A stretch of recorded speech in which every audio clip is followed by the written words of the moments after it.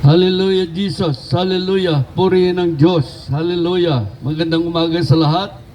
Narito na naman tayo upang mag-aral ng salita ng Diyos. Salita nagbibigay buhay, pag-asa, buhay na walang hanggan. Hallelujah. Ang sabi sa 1, chapter 14, verse 15, kung inibig ninyo ako, tutuparin ninyo ang aking mga utos. Ang sabi dito sa verse 23, sumagot si Jesus, ang umiibig sa akin ay tumutupad ng aking salita. Ibigin siya ng aking Ama at ako ay mananahan sa Kanya. At ang Espiritu Santo ay mananahan sa atin. Hallelujah. Ang sabi naman dito sa unang 1 ay ganito sinasabi, unang 1 chapter 2 verse 20, ngunit pinagkaloob sa inyo ang Espiritu, at dahil dito kayong lahat ay may pagkakaunawa. Hallelujah. Kaya binigyan tayo ng Diyos ng pagkakaunawa dahil na sa atin ang Espiritu Santo. Ngunit kung wala sa atin ang Espiritu Santo, ay hindi natin maunawaan ang salita ng Diyos. Kaya kailangan lahat ay panganak muli sa Espiritu ng Diyos upang magkaroon ng signal sa Diyos. Hallelujah! O Diyos na makapangyarihan sa lahat, narito na naman kami upang mag-aral ng iyong salita. Salita nagbibigay buhay, pag-asa, buhay na walang hanggan. Buksan mo ang aming mga espiritual na mga mata, espiritual na pandinig. Bigyan mo kami ng karunungan upang maunawaan namin ang iyong salita. O Diyos, ikaw ang aming guro, nagtuturo ng aralin. Kaya kung ano man ang plano ng dyablo sa lugar na ito, ay aking ginigiba, winawasak sa ngalan ni Jesus through the power of the blood of Jesus at sa kapangyarihan ng patnubay ng banal na Espiritu Santo. Purihin ka, O Diyos. Hallelujah. Hallelujah. Ang sabi dito, kung iniibig natin ang Diyos, sundin natin ang kanyang mga utos. Kaya ito ang utos ng Diyos sa atin. Sabi sa unang Timothy chapter 4 verse 13, iukol mo yung panahon sa pagbabasa ng kasulatan sa madla, sa pangangaral at pagtuturo hanggat ako ay dumating. Huwag mong pabayaan ang ipinagkaloob sa iyo ng Espiritu Santo. Ito ang pinagkaloob sa atin ng Espiritu Santo. Ito ang kaloob ng Diyos sa atin, ipangaral ang kanyang salita. Salita nagbibigay buhay at pag-asa, buhay na walang hanggan. Kaya maliwanag ang sabi sa unang Timothy chapter 4, verse 13, iukol mo yung panahon sa pagbabasa ng kasulatan sa madla. Iukol mo yung panahon sa pagbabasa ng kasulatan sa madla. Ito hindi alam ng mga tao. Ang sabi nila, bakit nagbabasa? Dahil ito ang utos ng Diyos. Basahin ang mga kasulatan sa madla, sa pangangaral at pagtuturo hanggang si Kristo ay dumating. Ang sabi dito sa verse 6, ikaw ay magiging mabuting lingkod ni Kristo Jesus kung itinuturo mo sa mga kapatid ang tagubiling ito.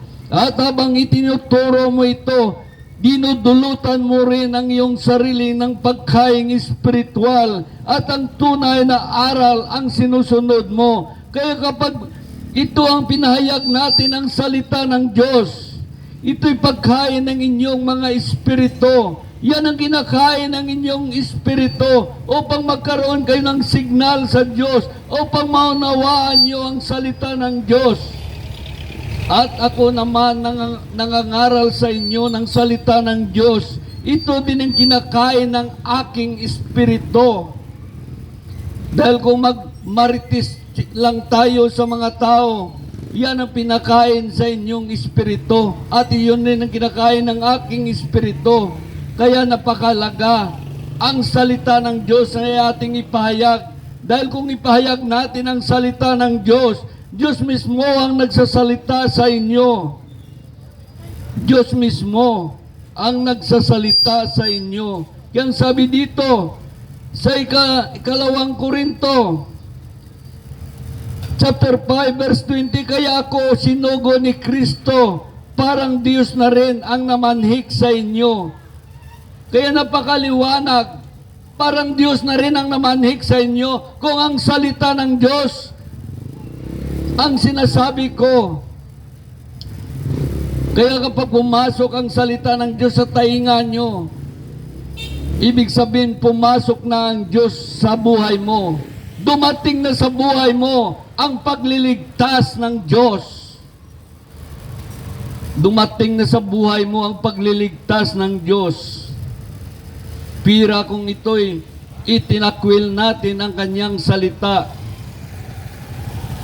Ito'y isang malaking kapahamakan sa ating buhay. Dahil ang salita ng Diyos ay kaligtasan. Kung hindi natin tinanggap ang salita ng kaligtasan, ligtas ba tayo? Ligtas ba tayo?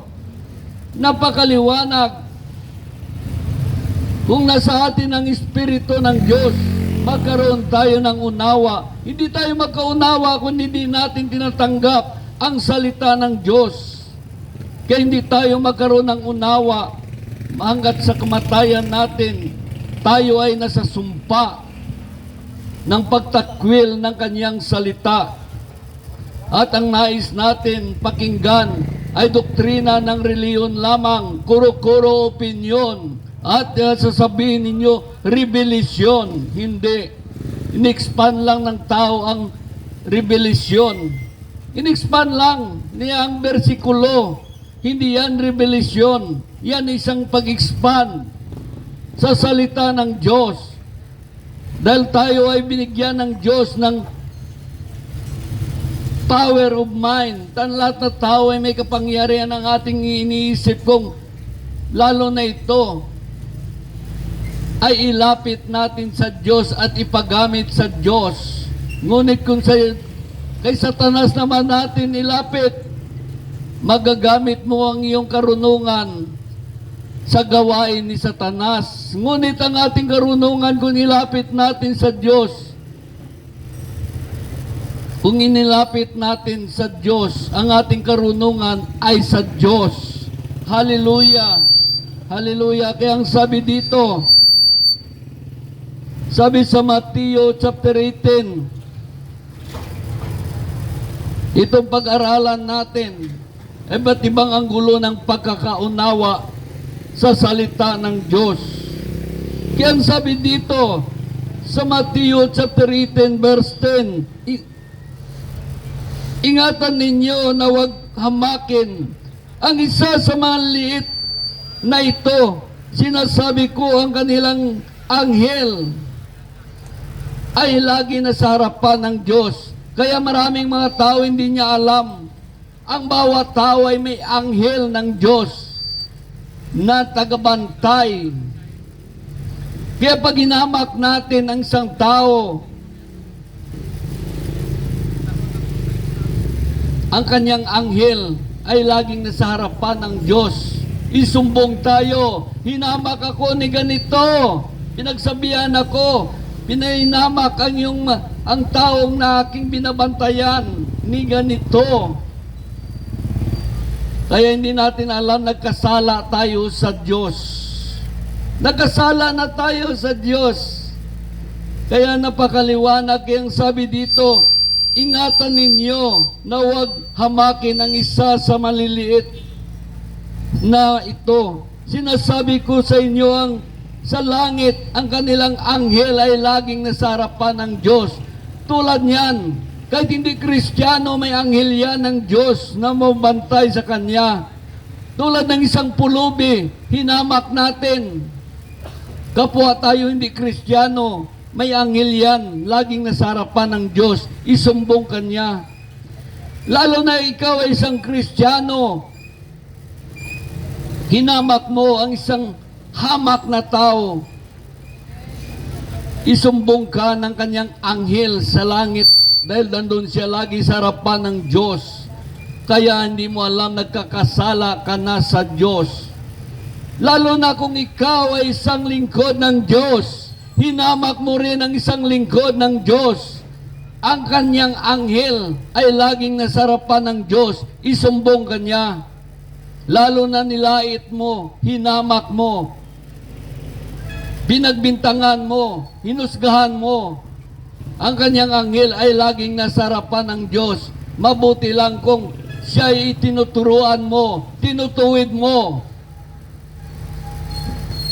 Ito'y kahit magsumbong ang kanyang anghel sa Diyos ay mabuti ang kanyang sumbong. Dahil ikaw ay nagtuturo, tinutuwid mo ang tao. Ngunit kung ito'y hinamak natin, ibig sabihin, tayo ay nagpapagamit kay Satanas upang hamakin ang lingkod ng Diyos. Ano ba ito ang eksplanasyon natin? Ito ba isang revelasyon? Hindi isang expansion lang yan ng ating pagkakaunawa sa bersikulo na ito. Ngunit ang tunay na revelasyon ay nakasulat sa banal na aklat. Ang bersikulo na ito ang revelasyon ng Diyos. Ingatan ninyo na huwag hamakin ang isa sa maliliit na ito. Sinasabi ko sa langit, sinasabi ko sa inyo sa langit, ang kanilang anghel ay laging nasa harapan ng Diyos. Yan ang revelasyon. Ngunit kung expand natin, hindi yan revelasyon, yan isang expansion, power of mind. Dahil sa ating katalinuhan, ma-expand natin ito na magandang pag-explain. Ang akala ng iba ay revelasyon, hindi. Isang expansion lang yan, in-expand lang natin ang bersikulo at lalong maunawaan ng tao. Kaya ito'y power of mind. Ang ating utak may kapangyarihan, i-design na makaunawa. Maganda ito kung may active natin sa Diyos sa pamagitan ng Espiritu Santo. Ang ating power of mind, karunungan natin ay lalo nating mapaganda, mapagamit sa Diyos, hindi mapagamit kay Satanas. Kaya nakita natin, ito naman ang eksplanasyon ng Diyos sa bersikulo na ito. Yun, eksplanasyon lamang natin. Nating eksplanasyon. Ito naman eksplanasyon ng Diyos sa Mateo chapter 18 verse 10. Ingatan ninyo na huwag hamakin ang isa sa maliliit na ito. Sinasabi ko sa inyo, ang kanyang anghel ay nalaging nasa harapan ng Diyos. Kaya hayaan natin ng Diyos mag-explain nito kung ano ibig sabihin. Dahil ang Diyos ang nakakaalam sa kanyang sinasabi. Kaya nagtaka kayo, bakit lagi tayo nagbabasa? Hindi, may mga revelasyon ng Diyos. Diyos ang pina-explain natin, hindi tayo. Hindi tayo nagkuro-kuro opinion o doktrina man ng reliyon, kundi ito'y doktrina ni Kristo sa banal na aklat. Kaya ito ang ating ni-explain. Kaya ang sabi dito, sa mga nagkuro-kuro opinion, itong sabi sa 1 chapter 7 verse 17, natalos ng sino man ang ibig tumupad sa kalooban ng Diyos. Kung itinuturo ko mula sa Diyos o nagsasalita lamang ako sa ganang kanyang sarili, ang nagsasalita sa kanyang ganang sarili ay naghangad na parangalan siya. Nagsasalita tayo ng sariling kuro-kuro opinyon, naghangad na parangalan tayo. Ngunit, tapat at matuwid ang sino man naghangad na parangalan ang nagsugo sa kanya. Ngunit tapat at matuwid ang sino man maghangad na parangalan ang nagsugo sa kanya. Ito ang ating parangal sa nagsugo sa atin. Ito ang ating parangal sa Diyos, na basahin ang kanyang salita. Dahil ito inuutos niya, ipahayag ang aking salita. Dahil kung ang salita ng Diyos ang pinapahayag natin, kasama natin ang Diyos. At ang Diyos mismo nagsasalita sa inyo, hindi ako. Ako isang trumpa lamang. Ako isang mikropono lamang. Ngunit ang Diyos ang nagsasalita. Dahil ang sabi dito, sa 1 chapter 8 verse 28, wala akong ginagawa sa ganang sarili ko lamang.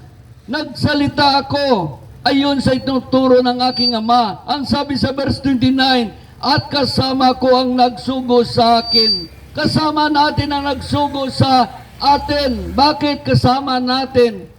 Siya ang nagsasalita sa inyo. Ang kanyang salita sa Biblia binasa natin. Kaya parang Diyos na rin ang namanhik sa inyo. Dahil yan ang sabi sa 2 Korinto, chapter 5 verse 20. Ay ganitong sinasabi sa 2 Korinto, chapter 5, verse 20.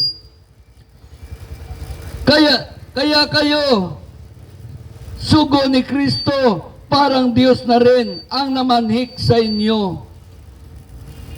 Kaya tayo sinugo ng Diyos, parang Diyos na rin namanhik sa inyo. Paano namanhik ang Diyos? Binasa natin ang kanyang salita. Kaya parang Diyos na rin ang nagsalita sa inyo. Kasama natin ang Diyos kapag ang salita ng Diyos ang ating binabanggit.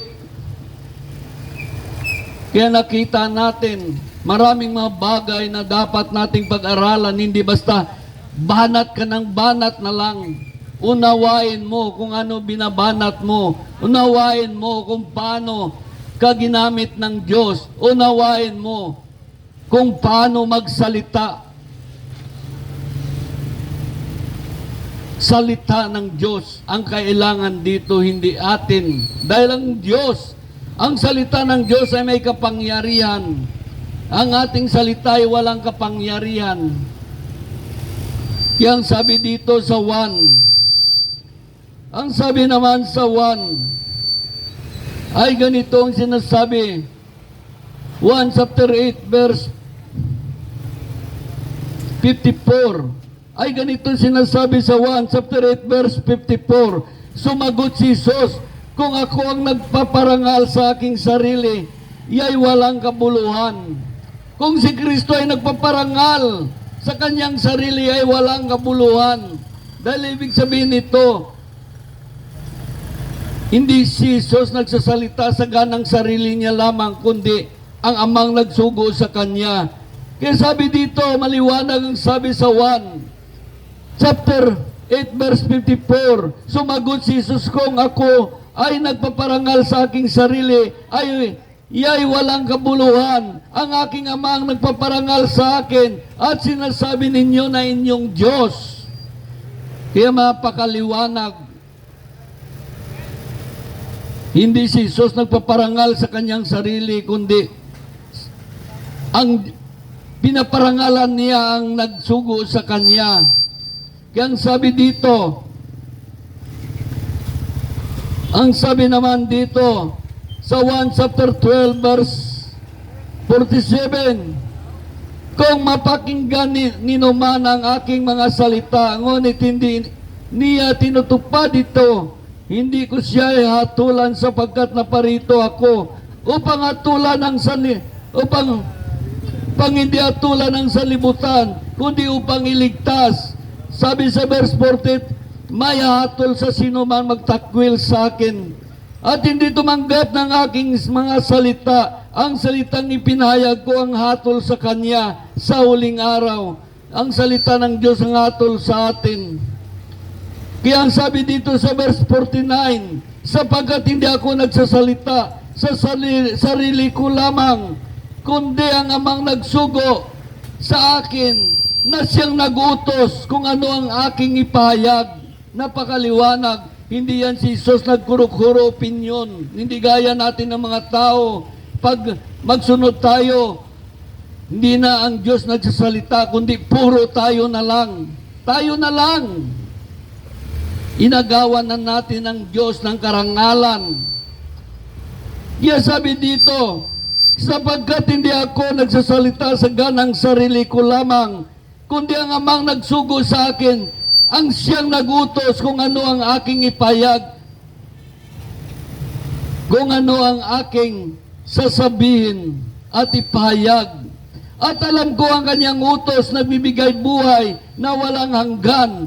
Kaya ang pinagsasabi ng Ama, ang siya kong sinasabi. Kaya ito rin ang ating sinasabi. Ang salita ng Diyos, ang sinasabi ng Diyos kay Isos, sinasabi ng Diyos sa Espiritu Santo, sinasabi ng Espiritu Santo sa mga apostol, at ito rin ang ating sinusunod, ang salita ng Diyos.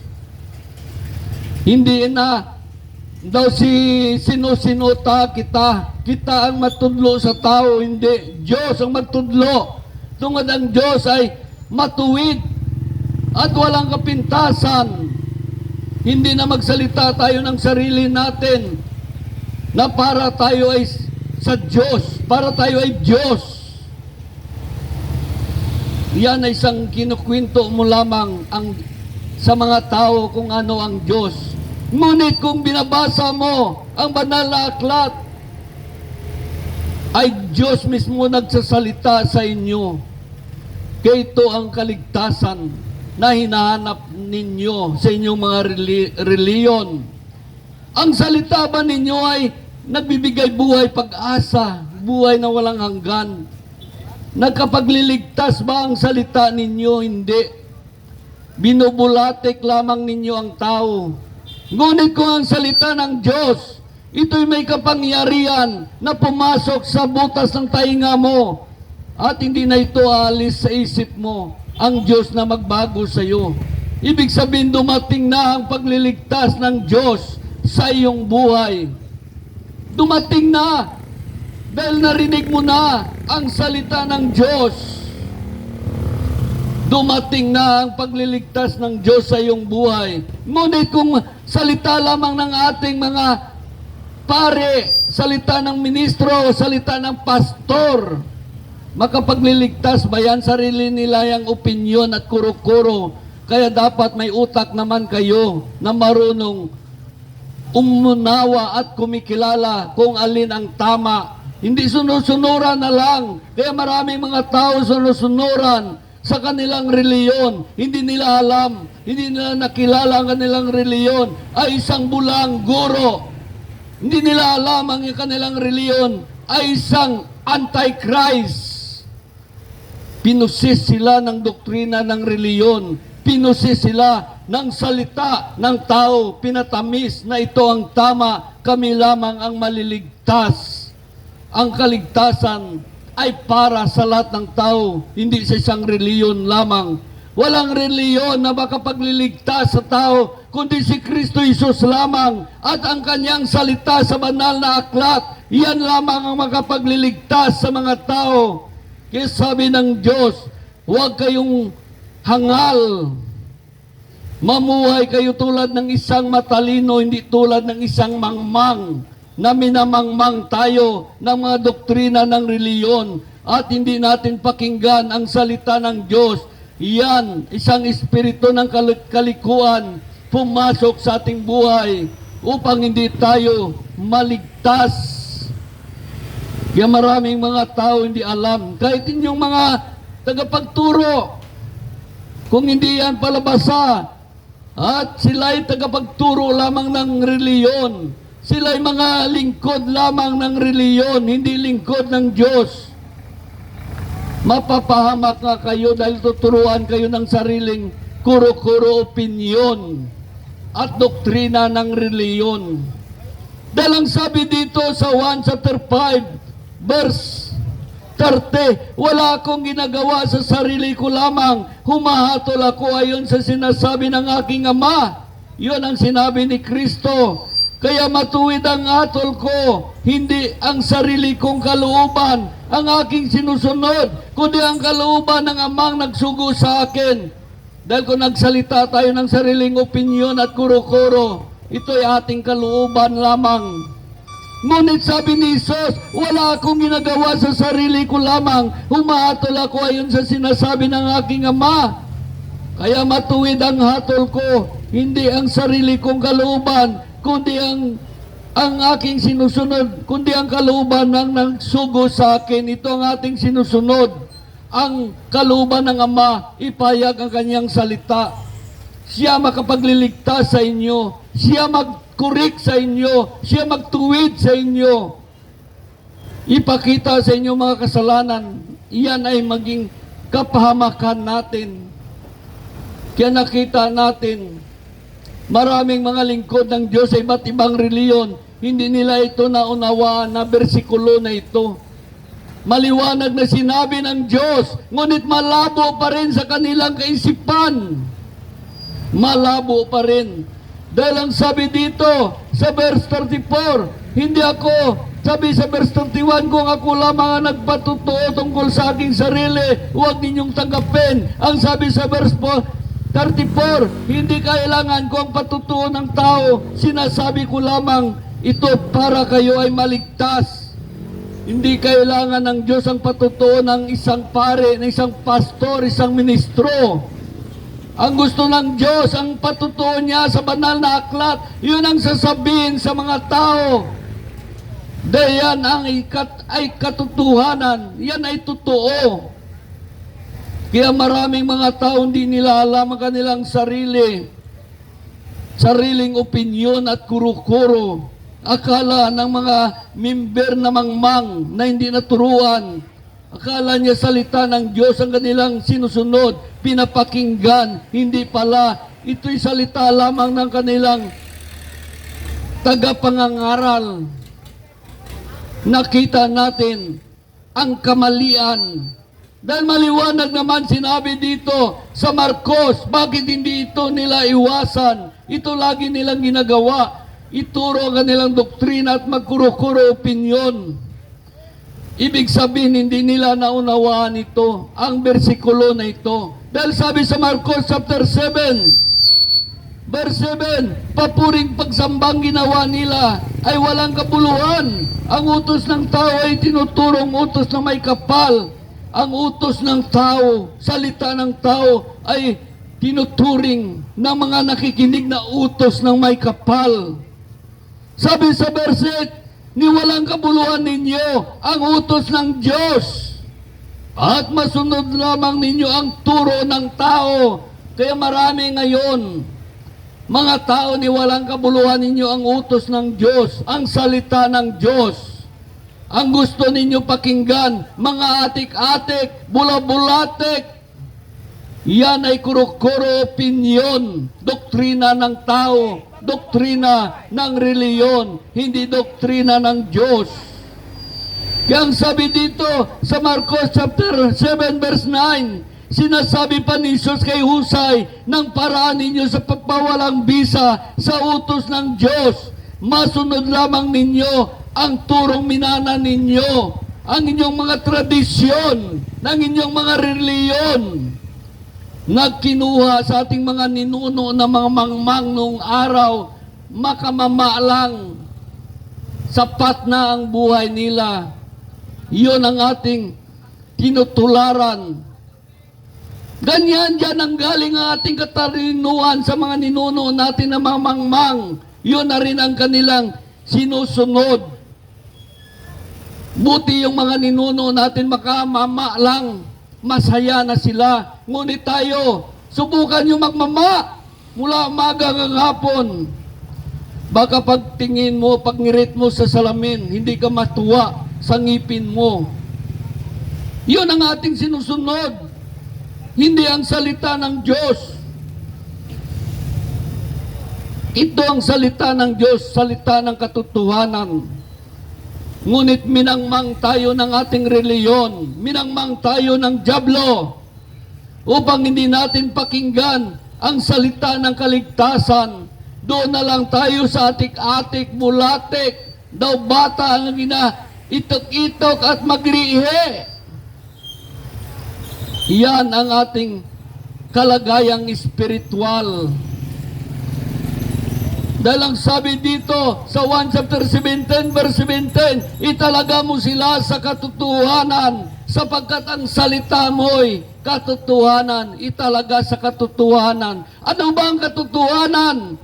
Ang salita ng Diyos na sa Biblia, yun ang katotohanan. Katotohanan na sasabihin sa tao, hindi na sariling opinion, kuro-kuro, aton-aton lang.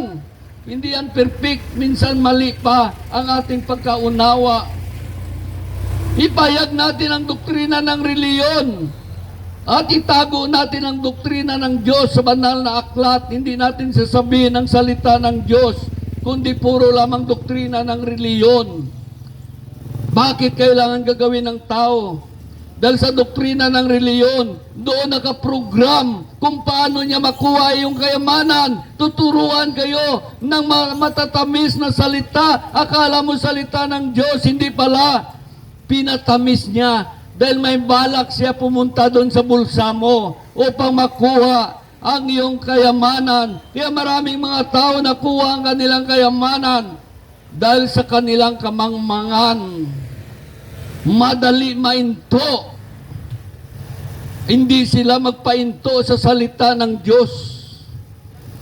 Gusto nila doon bulabulatik ng kanilang mga tagapagturo, hindi naman salita ng Diyos. Ang salita ng Diyos, ito ang katotohanan. Ito lamang ang makapagliligtas sa atin, ang salita ng Diyos.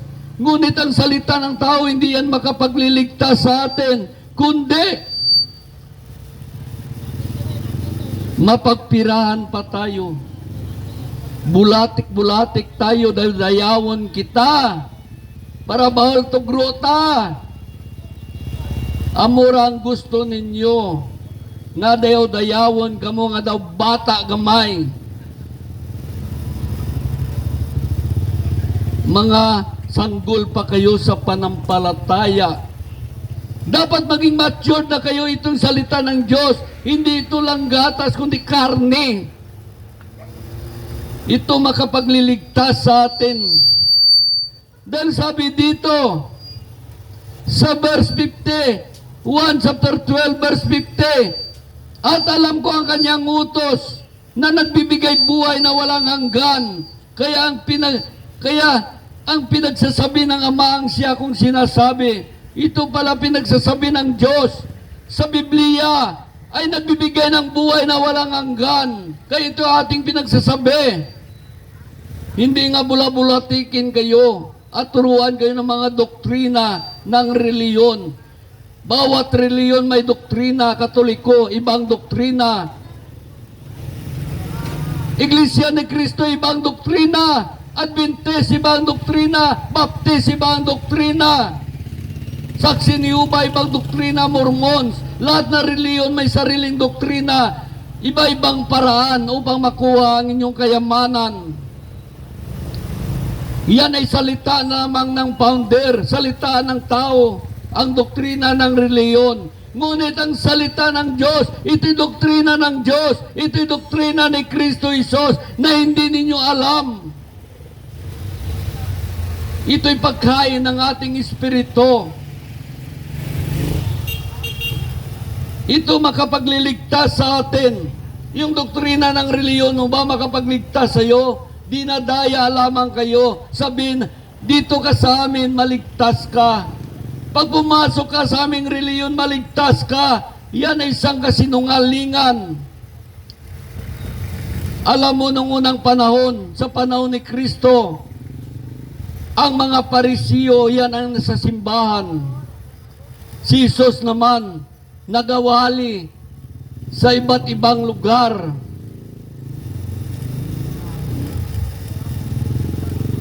Ang ating sinusunod ay mga Parisiyo na nais natin na sa loob ng simbahan. Kaya makalaban sila noon. Dahil mga salita ni Jesus ay salita ng Amang nasa langit, hindi tinatanggap ng mga Parisiyo, mga pari noong unang araw.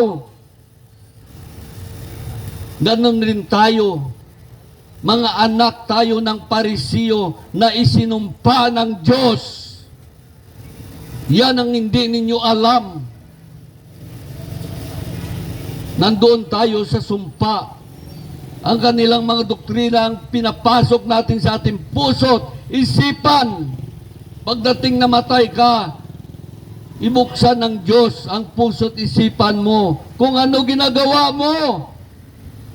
Kung ikaw ba'y sumusunod sa kalooban ng Diyos o sumusuway.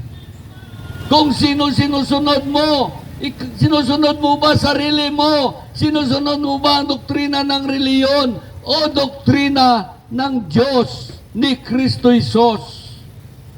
Kaya maraming mga tao makareliyon lamang, hindi makadiyos.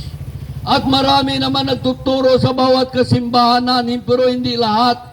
Pero marami mga nagtuturo, sila mga pinatayo lamang ng reliyon, hindi pinatayo ng Diyos. At sasabihin pa nila, ay street preaching, wala yan. Anong wala? Ito ginagawa ni Kristo Jesus. Ito ginagawa ng mga propeta noong unang panahon. Ito ginagawa ng mga apostol upang maabot mga tao na ayaw magsimba, walang panahon sa pagsimba, inaabot ng Diyos. Pag pumasok ng salita ng Diyos sa butas ng tainga mo, Diyos na magbago sa iyo. Ngunit kung hindi ka pa nagbago, hatulan ka sa pamagitan ng iyong mga gawa. Hatulan ka sa iyong pagtataksil sa Diyos. Pinagsabihan ka na ng Diyos, ayaw mo pa rin sumunod at maniwala sa Diyos. Kaya maraming mga tao nagmagaling-galingan. Dapat ang Diyos lamang ang magaling, hindi ang tao. Hindi tayo nang magaling-galingan. Ito pinagmamalaki natin ang salita ng Diyos, hindi ating sarili, hindi ating reliyon. May binanggit ba ako na reliyon ko? Wala. Ito binabanggit ko lamang kung paano natin masunod ang Diyos, kung paano tayo ibigin ng Diyos, kung paano tayo itakwil ng Diyos. Kaya nakikita natin, ito isang relasyon sa Diyos, hindi isang reliyon. Ang ating tinuturo ay isang relasyon. Kung pakinggan ninyo at sundin, yun, makipagrelasyon sa Diyos, kung paano natin masunod ang Diyos, hindi ang ating reliyon. Kaya kahit saan ako na simbahan pupunta, tiyak makaroon kami ng labanang espiritual. Dahil ang sinusunod kong salita ng Diyos, sa kanila naman doktrina ng reliyon. Kaya nagkaroon kami ng mga hidwaan, laban-laban. Ito'y labanang espiritual. Hindi nila naunawaan. Tinatayuan nila ang kanilang reliyon, doktrina ng kanilang reliyon. Kaya ang napakadelikado pag dumating na ang kamatayan ng tao, tiyak, masyak siya. Dahil kapag ituro mong salita ng Diyos, parang sinisira mo ang kanyang kabuhayan. Parang sinisira mo kung paano ang diskarte niya sa mga tao pang mapagpirahan niya. Yan dahilan nagagalit sila sa akin kapag nasa simbahan ako magsalita. Mga diskarte nila, binubulgar ko kung paano nila mapagpirahan ang tao. Yan, doon sila nagagalit. Dahil ang gusto nila magtahimik na lang at magsunod-sunuran sa kanilang diskarte. Ay maraming mga tao ngayon, ang bato na si Kristo Jesus ay gagawin nilang pira. May iba dyan nagtitinda na ng bato na ribulto, kahoy na ribulto. At yung iba naman sa simbahan, ang bato na si Kristo ay ginawa nilang pira. Ginagamit lamang ang pangalan ni Kristo para sabihin sa Diyos sila, kay Kristo sila. Ngunit ang dulo ay pira. Pira! Kaya hatulan kayo sa pamagitan ng inyong mga gawa. Magaling kayo sa ibabaw ng lupa. Tingnan natin pag namatay kayo, kung magamit mo ang galing mo doon sa kabilang buhay.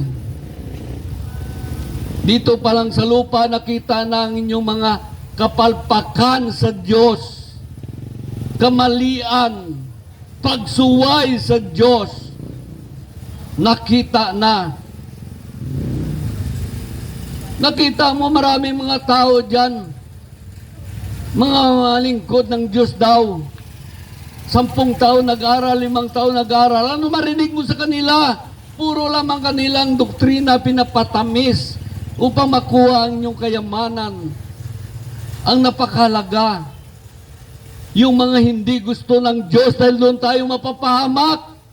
Mga saway ng Diyos na dapat nyo malaman, doon tayo mapaimpyerno pag sinuway natin ang mga babala ng Diyos. Yan ay napakahalaga para tayo naglalakad sa dilim na sinasabi natin, sa unahan may bangin sa kaliwa, may bangin sa kanan. Dahil bakit sinabi natin? Para hindi kayo mahulog. Yung sa kanila naman turo, o sige punta kayo doon, kainan doon, may litson, may kalderita na kambing, puro masasarap, matatamis. Ngunit hindi sinasabi ang inyong kapahamakan, nasasarapan naman kayo dahil para kayong mga bata na madali mauto. Ngunit kung ang Diyos ang nagpapayag, hindi mas tamis sa inyo dahil ito'y puro saway, puro turo, puro hindi gusto ng Diyos, mga babala ng Diyos na ikapahamak natin sa impyerno. Kaya maraming mga tao kulang sa kaalaman, nagmamagaling pa. Amakin mo, nag-aral ka, minsan sa gabi wala kang tulog para may mensahe ka. May magmagaling sa iyo na wala man, hindi man siya nagbasa. May nalaman lang konting bersikulo, ibangga na niya sa pinag-aralan mo sa isang gabi na walang tulog para lang may ipamahagi ka sa kanila. Nakita mo,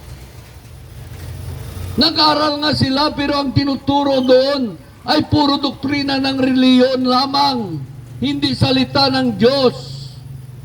Kaya yun ang tinuturo nila pag sila ay tumayo. Bakit kaya yan ang tinuturo sa kanila? Dahil yan ang tinuturo ng kanilang founder upang yun ang gagawin nila din. Upang ang inyong kayamanan makuha nila at ipasa doon sa itaas. Yan ang dahilan. Kailangan may doktrina upang magkamal ng salapi ang founder. Ang sa ibabaw, kawawa kayo na sa baba, ginagamit lamang kayo dahil kayo mga hangal at mangmang. Hindi nyo pinakinggan ang salita ng Diyos, pinakinggan ninyo ang turo ng doktrina ng inyong reliyon. Ito naman, masarap sila mag-atik-atik dahil kapag naatik kayo at napaniwala kayo, magbigay kayo ng malaking halaga, tuwang-tuwa naman sila, masaya sila, at gagamitin na nila sa kanilang kalayawan. Kita mo may nag-inom pa na pastor, ang inyong binibigay, iniinom niya. Ginamit sa kalayawan, ginamit sa pagyayabang, ginamit sa pagmamataas sa mga maliliit na mga tao. Sa halip ito'y sana gagamitin nila upang ipangaral ang salita ng Diyos, salita na nagbibigay buhay, pag-asa, buhay na walang hanggan. Ayaw nila pangaral ito dahil walang pira, pagsalita ng Diyos. Matamis ipangaral sa kanilang doktrina ng reliyon dahil doon ang pira. Dahil ang salita ng Diyos, kapag plano mo pagpirahan ng tao, mabubuwag, masisira, komplikado ang turo mo. Maging komplikado. Kaya kung doon plano mo kukunin ang pira ng tao, doon ka lang sa doktrina ng reliyon at maghanap ka ng mga bersikulo na malapit doon upang gamitin mo at sasabihin, ito sinabi ng Diyos. Hindi ba malaking kasalanan yan sa Diyos? Hoy kayo mga lingkod ng Diyos, kayo mga nasa reliyon, dapat marinig nyo ito. Marami ngayon mga lingkod lamang ng reliyon, hindi lingkod ng Diyos. May iba naman ng mga reliyon nagtuturo, kalahati katotohanan, kalahati kasinungalingan. Nagtuturo siya ng salita ng Diyos, nagtuturo siya ng doktrina ng reliyon.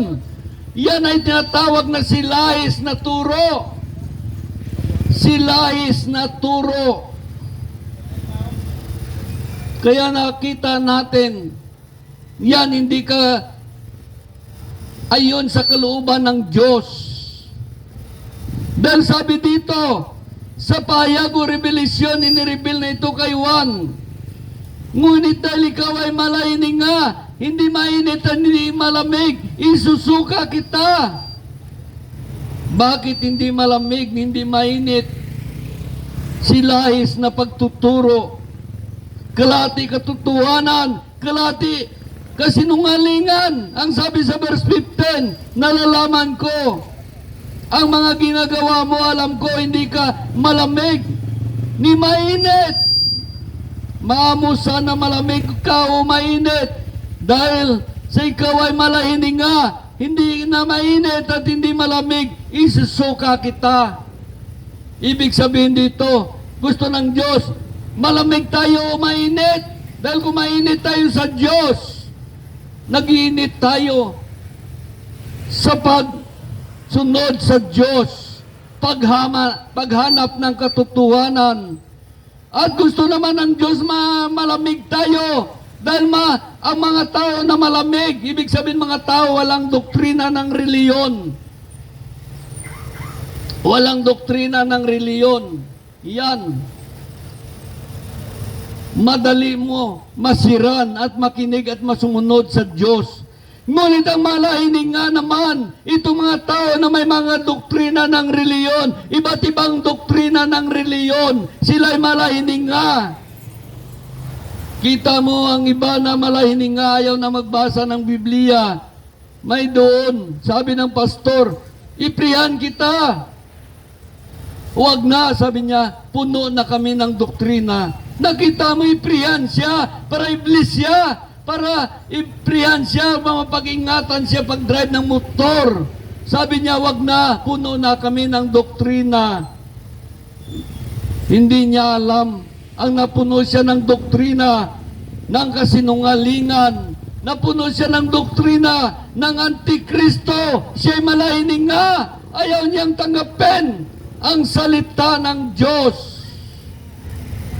Dahil napuno na ng doktrina ang kanyang utak, pati tutulin niya napuno na ng doktrina ng reliyon. Mas masarap nang puno tayo ng doktrina ni Kristo at ng Diyos. Tiyak ang kaligtasan, tiyak ang buhay na walang hanggan. Huwag ninyong dayain ang inyong sarili. Ang Diyos ay hindi ninyong madadaya ni numan. Kung ano inasik ng tao, yun ang kanyang anihin. Kung inasik sa iyo ay salita ng Diyos, tiyak mamumunga sa iyo ang salita ng Diyos sa iyong buhay. Ngunit kung inasik sa iyo ang doktrina lamang ng reliyon, mamunga sa iyong buhay ang doktrina ng reliyon. Ang dalawang tao ito mamatay kapwa. Sino ang maliligtas? Sino mapunta sa langit? Sino mapunta sa impyerno? Ang tao ba hinasikan ng salita ng Diyos at namuhay sa salita ng Diyos? O kaya ang tao hinasikan ng doktrina ng reliyon, kuro-kuro opinyon?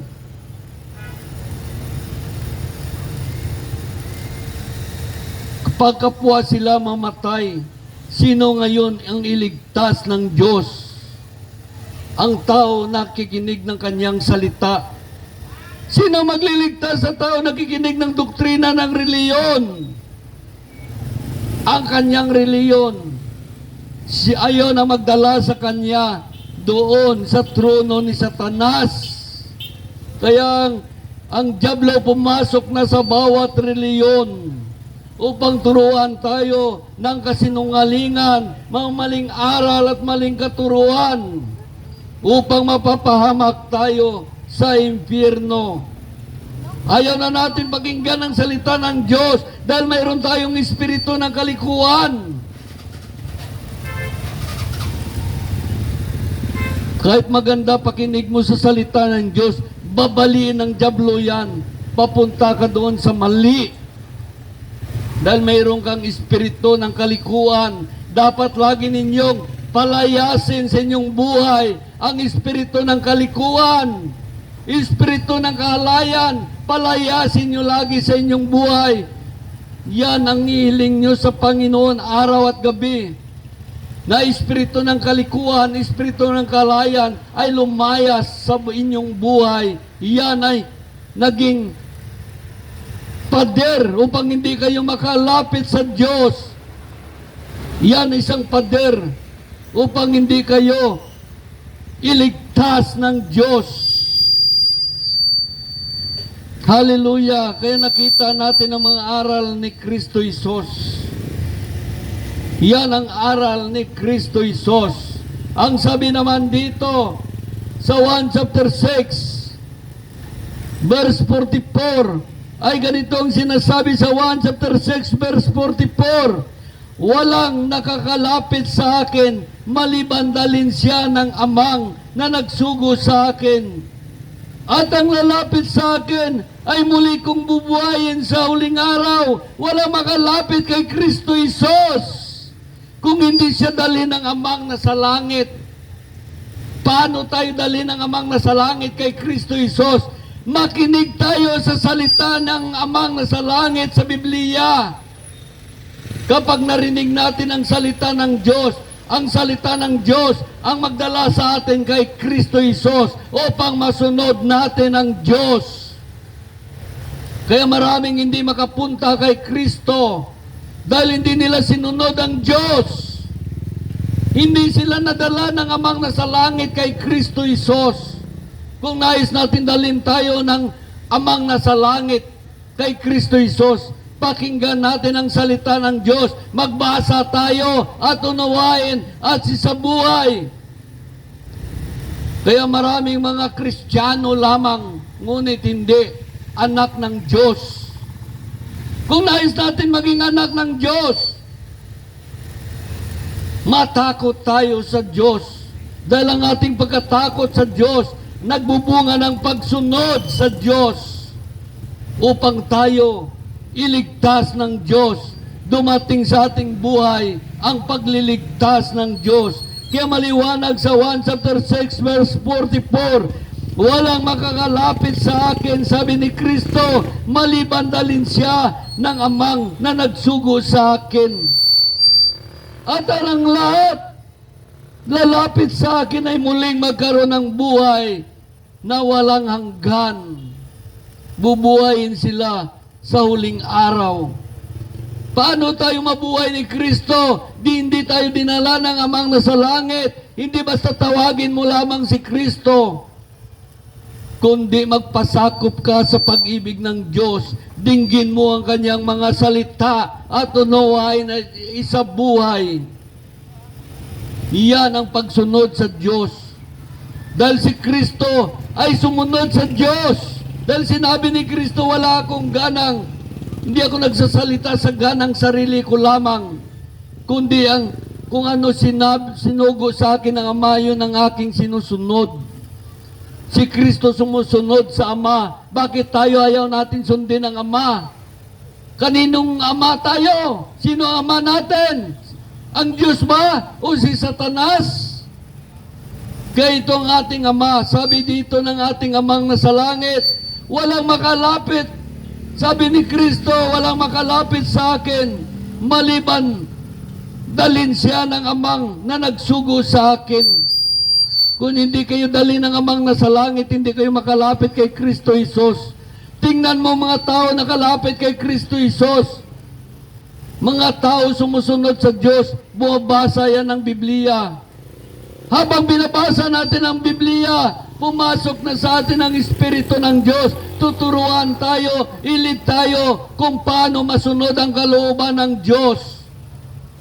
Doon tayo dalhin ng Espiritu Santo sa pagsunod sa Diyos at pagtakwil sa mga lahat ng uri ng kasalanan na yun ang maging dahilan na tayo ay parusahan sa impyerno. Maliwanag ang sabi dito, ngunit itong bersikulo na ito, hindi ito naunawa ng ibang mga lingkod ng Diyos, kaya hindi naturo sa inyo.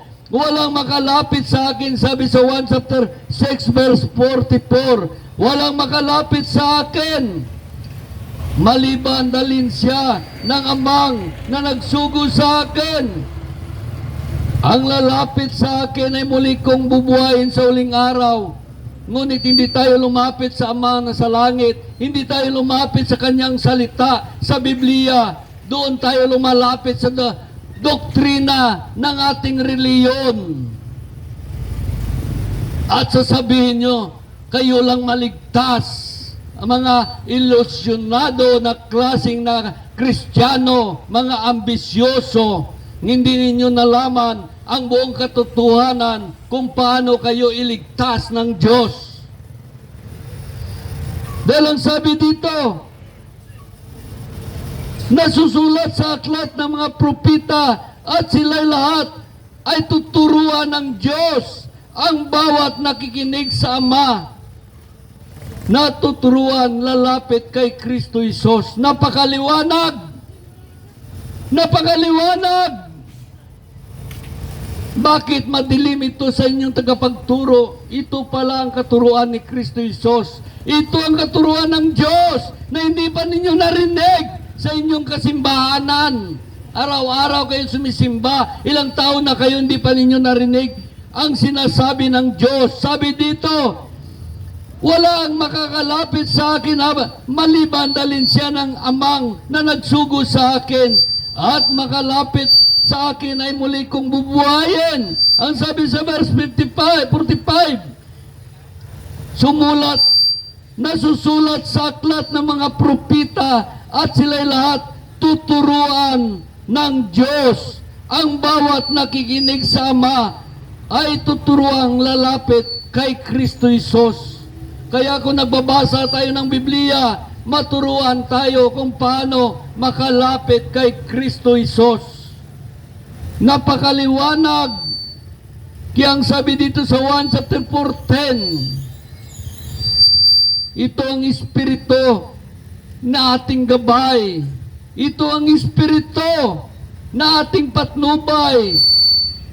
Ang Espiritu Santo, sa pamagitan ng salita ng Diyos, patnubayan tayo, ipaunawa sa atin upang tayo ay maligtas. Dahil ang sabi dito sa 1 chapter 4:10 verse 15, kung inibig ninyo ako, tutuparin ninyo ang aking utos. Sabi dito, dadalangin ako sa Ama at kayo'y bibigyan niya ng patnubay na kasama ninyo magpakailanman. Ang sabi sa verse 17, ito ang Espiritu ng katotohanan na hindi matanggap ng sanlibutan sapagkat hindi nila nakilala ni nakikita ng sanlibutan. Ngunit nakilala ninyo siya sapagkat siya'y sumasa inyo at nanahan sa inyo. Hindi natin kilala ang Espiritu ng katotohanan dahil hindi natin nakita at narinig. Ngunit kung narinig natin ang Espiritu ng katotohanan, ang salita ng Diyos,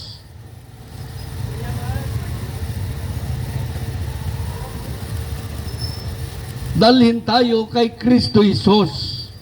Ito ang Espiritu ng katotohanan na hindi matanggap ng sanlibutan sapagkat siya'y hindi nakikita ni nakilala ng sanlibutan.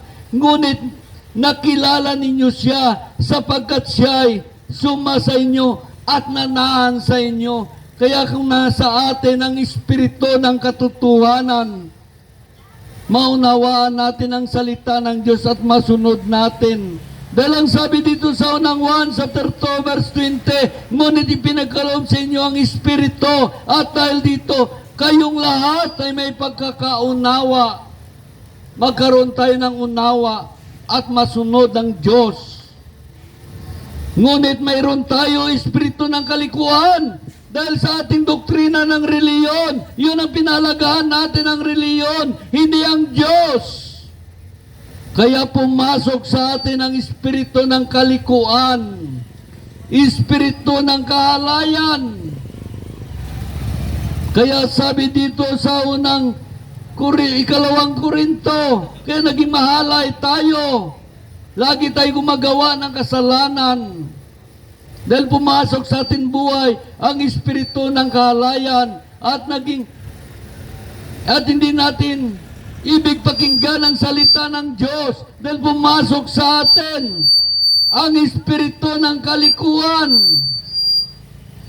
Kaya maliwanag ang sabi sa Usias, maliwanag ang sabi ng Diyos kay Propeta Usias. Sabi dito, Usias chapter 5 verse 4, dahil sa kanilang ginawa, hindi na sila makapanumbalik sa Diyos, sapagkat sa kanila ang espiritu ng kalikuan. Nasa kanila ang espiritu ng kalikuan. Kaya habang nililiko tayo ng espiritu ng kalikuan, naliliko tayo, binabali tayo papunta sa kamalian. Kaya si Satanas naghahalakhak kaninyo. O sigurado na ito na atin na. Sigurado na atin na ito. Pag namatay ito, dalhin natin sa kaharian natin sa impyerno. Dahil siya'y anak natin, hindi siya anak ng Diyos. Napakaliwanag dahil sabi dito sa ikalawang Korinto chapter 4 verse 3, kung may talukbong sa mga mabuting balita pinahayag namin, ito'y natalukbungan lamang ang mga napapahamak. Sabi sa verse 4, hindi sila sumampalataya sapagkat ang kanilang isip ay binulag ng Diyos ng daigdig na si Satanas. Sila'y binulag nito upang hindi nila makita ang liwanag ng mabuting balita tungkol sa kaniningan ni Kristo, tungkol sa liwanag ng mabuting balita tungkol sa kaniningan ni Kristo na siyang larawan ng Diyos. Maraming mga tao hindi nila nakita ang liwanag ng mabuting balita. Bakit? Dahil hindi sila mga anak ng Diyos. Dahil kung anak tayo ng Diyos, makita natin ang liwanag ng mabuting balita, magliliwanag sa ating kaisipan, magliliwanag sa ating buhay, at masunod ang Diyos. Ngunit kung anak tayo ni Satanas, madilim ito ang salita ng Diyos sa ating buhay, hindi natin masusunod. Sapagkat, ang sabi dito, hindi sila sumampalataya sapagkat ang kanilang isip ay binulag ng Diyos ng daigdig na si Satanas. Sila ay binulag nito upang hindi nila makita ang liwanag ng mabuting balita tungkol sa kaniningan ni Kristo na siyang liwanag ng Diyos. Nakita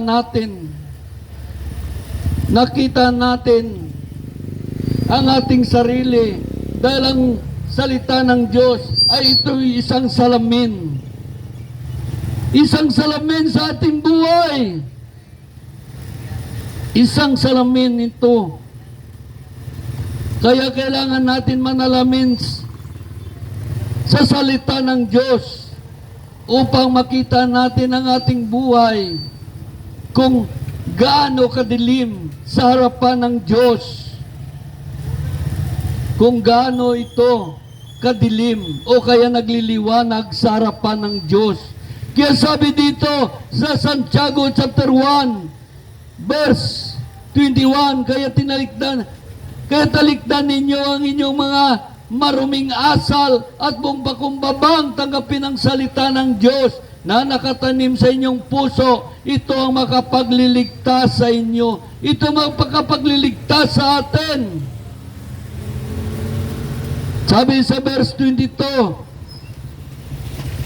mamuhay kayo ayon sa salita ng Diyos. Kung ito'y pinapakinggan lamang ninyo, ngunit hindi isinasagawa, dinadaya ninyo inyong sarili. Sapagkat ang nakikinig lamang ng salita ng Diyos at hindi isinasagawa.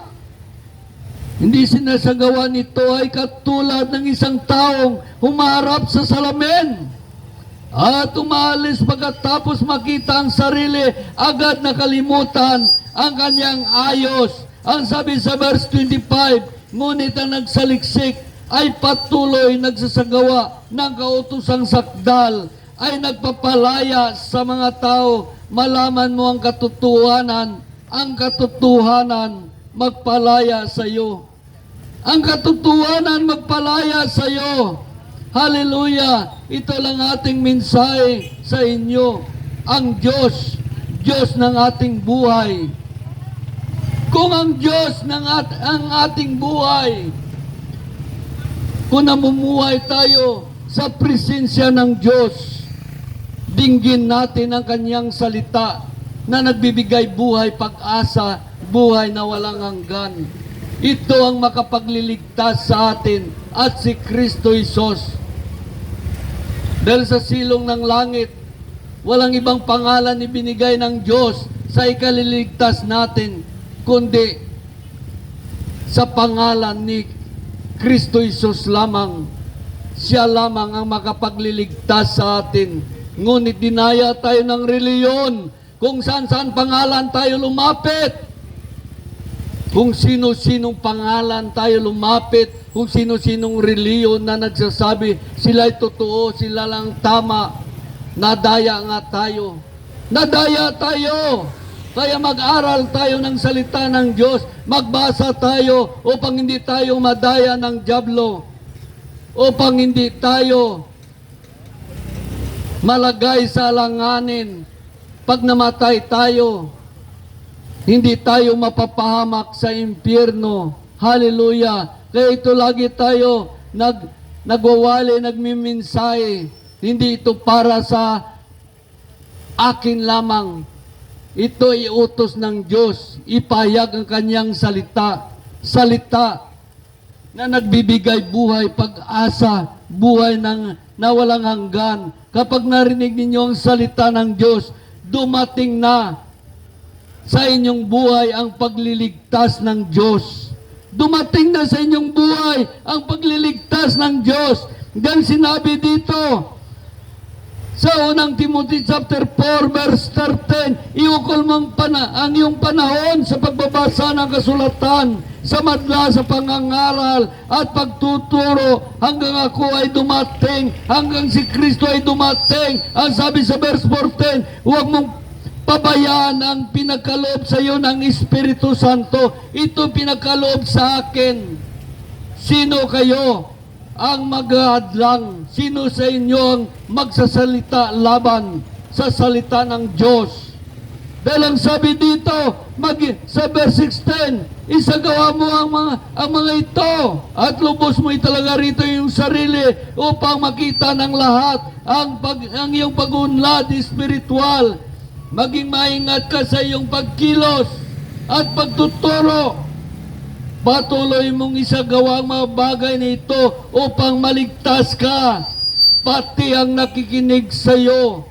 Kaya ito pala, itong utos ng Diyos, ipangaral ang kanyang salita upang maligtas ako. Bago kayo, ako muna maligtas. At ang nakikinig naman ay maligtas din. Napakaliwanag. Kaya ito'y tinuturo ng Diyos. Ito yung mga tamang aral. Dahil ang sabi sa verse 6, ikaw ay magiging mabuting lingkod ni Kristo kung itinuturo mo sa mga kapatid ang mga tagubiling ito. At habang itinuturo mo ito, dinudulutan mo rin ang iyong sarili ng pagkaing espiritual. Ang tunay na aral ang sinusunod mo. Ito ang aral, tunay na aral ng Diyos sa Biblia ang ating sinusunod. Ito ang aral ng Kristo Jesus. Hindi aral ng Biblia. Hindi ang aral na wala sa Biblia. Kundi itong aral ni Kristo Jesus nakasulat sa banal na aklat. Hindi sa doktrina ng reliyon. Maraming mga tao ngayon, ang kanilang mga aral ay doktrina lamang ng reliyon, salita ng tao. Kaya hindi sila nabuklod sa pag-ibig ng Diyos, hindi sila napag-ibig sa pag-ibig ng Ama, ng Anak at ng Espiritu Santo. Sila ay nabuklod lamang sa doktrina ng reliyon. Nabuklod lamang sila sa reliyon. Kaya sila hindi nila maiwasan ang paggawa ng kasalanan dahil nasa kanila ang espiritu ng kahalayan, nasa kanila ang espiritu ng kalikuan. Kaya ang sabi sa Episo chapter 17, Episo chapter 4 verse 17 to 10 ay ganito, sa ngalan ng Panginoon ito ang sinasabi ko at ginigiit. Huwag na kayong mamuhay na gaya ng mga makasalanan, walang kabuluhan ang kanilang iniisip at walang pagkaunawa dahil sa kanilang kamangmangan at katigasan ng ulo. Wala silang bahagi sa buhay na kaloob ng Diyos. Wala silang bahagi sa buhay na walang hanggan. Sila'y nagubun sa kahalayan at walang kayan, kaunti man lang. Wala silang inaatupag kundi pawang kalayawan, kalaswaan. Ang sabi sa verse 20, hindi ganyan ang natutunan ninyo kay Kristo kung talagang pinakinggan ninyo ang aral niya at naturuan kayo ng katotohanan kay Isus. Iwanan ninyo ang dating pamumuhay. Ubarin na ninyo ang dating pagkatao na nagpahamak dahil sa masamang pita. Magbago kayo ng diwa at pag-iisip. At ang dapat makita sa inyo, bagong pagkatao na nilikha na kalarawan ng Diyos, kalarawan ng kanyang katwiran at kabanalan. Dahil ang sabi dito, magbago tayo. Magbago tayo ng diwa at pag-iisip. Kaya ang sabi dito sa 2 Korinto, chapter 5, verse 17, kaya ang sino man nakipag-isa kay Kristo ay isa ng bagong nilalang. Wala ng dating pagkatao, siya ay bago na. Kailangan natin may pagkaisa kay Kristo. Upang maging bagong nilalang tayo, malapit na naman ang New Year. Marami naman magsumpa-sumpa na magbago na. Hindi natin kaya magbago kung sa atin lang. Kung hindi tayo lumapit kay Kristo, hindi tayo magpag-isa kay Kristo. Dahil ang nakipag-isa kay Kristo ay isa ng bagong nilalang. Wala na dating pagkatao, siya ay bago na. Yan ang tunay na pagbabago buhat sa Diyos. Ang pagbabago natin, hindi buhat ng reliyon, hindi buhat sa sarili nating, kundi nagbago tayo dahil sa Diyos. Nagbago tayo dahil kay Kristo Isus. Nagbago tayo upang iligtas ng Diyos. Nagbago tayo upang makamtan natin ang buhay na walang hanggan. Nagbago tayo upang tayo maging anak ng Diyos. Upang tagapagmana ng kaharian ng Diyos sa langit. Hallelujah! Ito lang ating mensahe.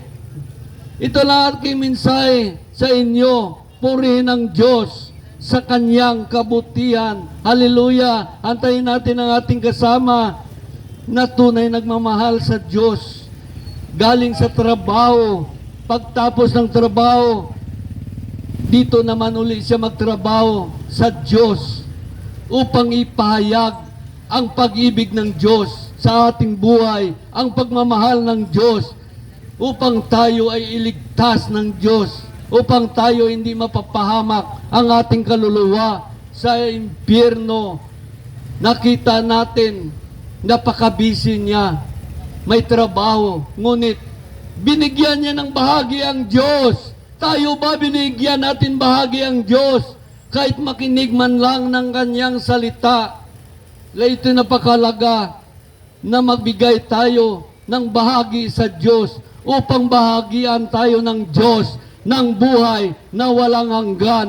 Ipagkaloob na sa atin ang tunay na kaligtasan buhat sa Diyos, buhat kay Kristo Jesus, purihin ang Diyos. Hallelujah! Hallelujah! Purihin ang Diyos. Sana may napulot kayong aral ng Diyos, aral ni Kristo Jesus. Hallelujah! Mahal kayo ng Diyos, nais ng Diyos, lahat ay mapunta sa langit. Hindi gusto ng Diyos, maisa man sa atin, mapunta sa impyerno. Alalahanin nyo, mahal tayo ng Diyos, panahon na. Magbago, magbalik loob sa Diyos, sundin ang Diyos. Hallelujah!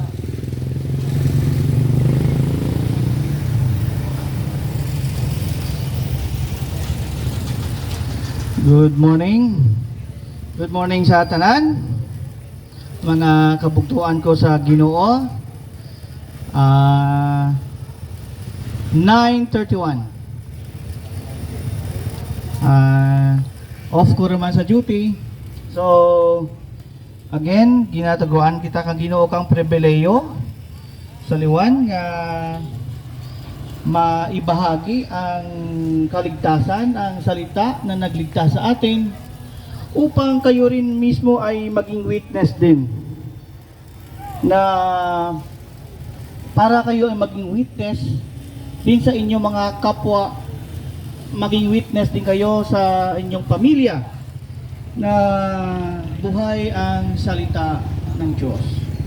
Muli, magandang umaga. Kami po ang inyong mga kapatid na mga born again Christian.